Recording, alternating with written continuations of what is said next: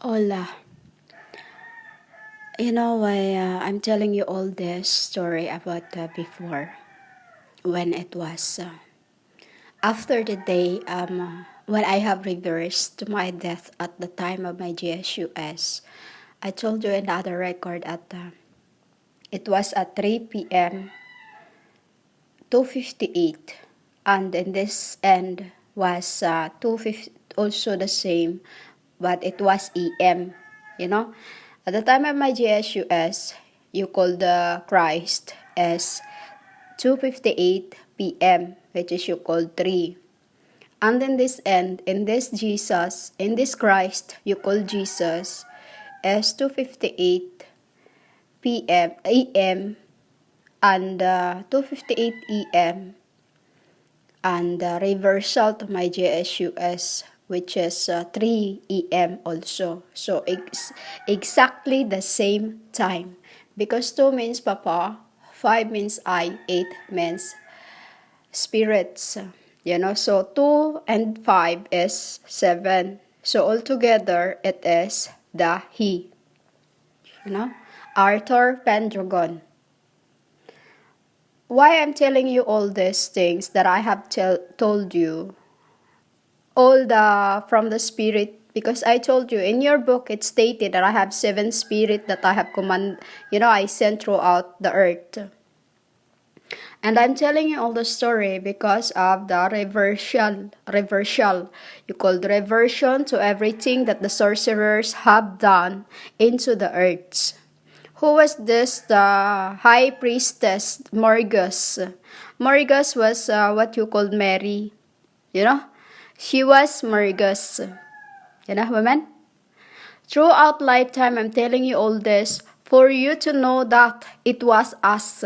Throughout incarnations. You Christians do not believe reincarnations, which becomes you become a liar. Because throughout incarnations, you were not just born in this end. You know, a spirit are born in spirit and flesh are born in flesh. And it's stated in your book that the spirit does not die. It means to say that you just rebirth and rebirth where I picked you, in hell. You get this, women? This is where I picked you, hell. But Arthur Pendragon's body is kept holy. You know, he hasn't touched Guinevere. You know, when he hasn't touched Guinevere. Because spiritually, they are like kins. You know, they are kins.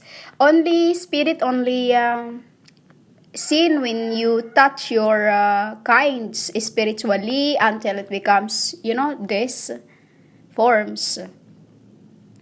So, it was all dust, women. My 7 spirit, which is I incarnate, which is 10, a symbol of the 10 tribes I sent throughout incarnations. You get this, women? And in this end, it's 7. You called it 7, but it's with me 8. You know, 8. And throughout incarnation, it's all over the earth. All this, women, it's stated in your book that spirit does not die. So meaning to say, you don't live just once. Because you were in the beginning till to this very end. This too is stated in your book. You know? You don't believe in reincarnations of you. When it's stated in your book that the spirit does not die. Spirit are born in spirit and flesh are born in flesh. So, the spirit will have it end and descend. You call it second death, symbol 2 of the rising of the death. Rising of the death, which is the second comeback of the Arthurians. You know, second comeback of the Arthurians who was wronged. You know, women? You believe that I have said this, that Arthur Pendragon will rise up. Because it was I, the Merlin in Hesse. You know, my 7 spirit, which is 2, in the time of Lazarus, I told you in the other record who it was. You know? And in this end, in the time of Arthurians, I told you also which is my spirit in the Arthurians. Dust, dust, dust, dust, dust, women. You know? I'm telling you all those stories because I am reversing. I am reversing everything from the beginning of what the woman Jezebel, Baal have been imposing on you. She's the one who's been judging you. You know? And in this end, women, it is only I that can left them. Because she have sold me all those she have just so she can have another life, which is when I turn her into a commotion, you call transfiguration. It was the last time that she could not rebirth. Why? Because the true mother of us has been resurrected by Yada. She is live and the true mother. Do you know what she's done? And she's been so upset throughout the time. That is why in this end, she's called the Great because of this woman. On the time of her death, she was, on the time of her death, in this end, women, because I told you, spirit are born in spirit and flesh are born in flesh. So we just come back. You know, we just come back. Well, you do just come back. Because when I'm there, you calls me, so I come and I become you. That's how I take away the sins of the earth. I become death. So, our true mother is this, women. She is our true ello, which is in this end, when she left the body, you know what she's done? Before her death, years before her death, she's been asking that she want to wear the clothes. She keep the clothes in the, she's very holy one. No one in the earth becomes her. You know, she's a fighter. She's a fighter, women. The day she died, before death, the day she was leaving, years before, she keep asking that in this plate or this plastic bag, is what I want you to put me on when she said when she's gone, when she's gone. But then, her two kids put something else into her body. They wore her something else. So what she did, in the morgue, she called to them. In the morgue, she called them. That, why did you put me this clothes? I don't like this. They wonder who was the caller. There was no number. They wonder who was the caller. And right on his urn, URN, in his burial, right in his vigil, women, she make fires of his own, in his own, in the place where she was laid, She burnt it. And so the flowers that are in it, she was so angry. We call it kaay. That's it, casket women, She fired her own casket at that time of her vigil, nighttime, because she hated what she was wearing, And after years, she was in the, inside of the casket.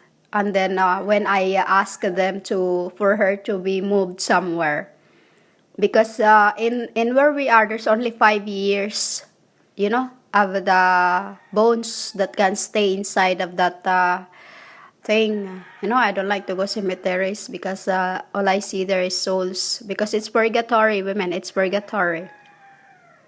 So, in that casket, she have none left. They could not find anything of her in that. Why, women? She was transfigured. She's the living mother of gods. Not the Mary Jezebel Baal. You called Mery that they worship. The true mother is serving you without your knowledge. The true mother does not show up to anyone in Medjugorje or anything, because she is in hell sacrificing for his children, that you might not perish. It is he. I said it is he because she has the spirit of my papa. You know what I mean? The true gods. Not the Mary you are worshipping. Why you become sinful. You know? The worshipper of the Bible, the deads. You know, women? You will know everything in it when you have the spirit of God's. You will be taught what is like deliver thyself of Zion. You know, she is learning the story in it of who is it, who is that. You know, women. Women. I am telling you all this because of the reversal of the beginning where it was started. The morgues who have maketh you all this. She was incarnated as Theologian and Mary Jezebel Baal. Theologian Mary Jezebel Baal. Meaning there's no more ETH in it because she became immortal. Enmities of the more immortal worlds. You know the story about Morgus, women? Morgana, she's the one. I become Morgana to, I become an eye in Morgana for her to change. But even to this end, she has not. So women, today is the symbol of the rising of the Arthurians, which is the second comeback of the true. You get that, women? The second comeback of the true. All those, believe it or not, but true are the legends. And you, Christendom, does not believe any incarnations, so you will be just like a casket being burnt alive. You know? Because everything is written in your book that spirit does not die. This is written in your book. And spirit are born in spirit, and flesh are born in flesh. Still, you do not believe about reincarnations. It is you that they reincarnate because I picked you at the top of the mountain where you cannot go up no more. Why? Because you are wickeds that cannot go up. You get that? Cannot go up because at the top of the hills is me judging the earths. But you call my name, I come to pick you. Yet, you do not believe in anything. Which is, you have lead the elect. Who are these elect? The ones was and who is. Kings of kings and lords of lords, the apostles. You get this? The apostles was the sons of man. When it says, Father have given his sons to the earth. You know? He has given his only begotten Son. We are the begotten Son of our fathers, women. We were crucified on the cross for the earths. And I am the true vine. Meaning to say, women, when I say I am the true vine, I am the woman in flesh to be called a man. Because everyone else's of those times was females. They were females.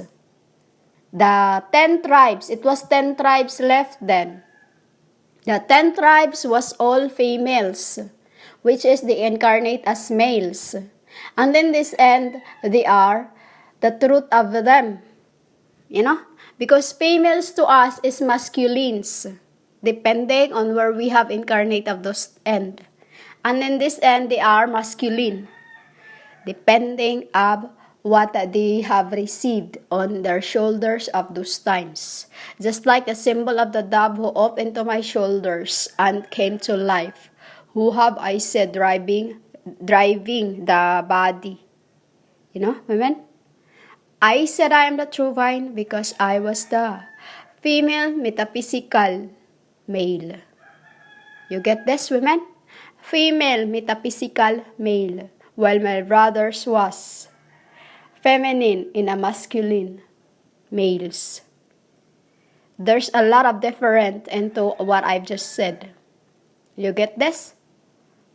The rising of the Arthurs is the symbol of the coming of the king.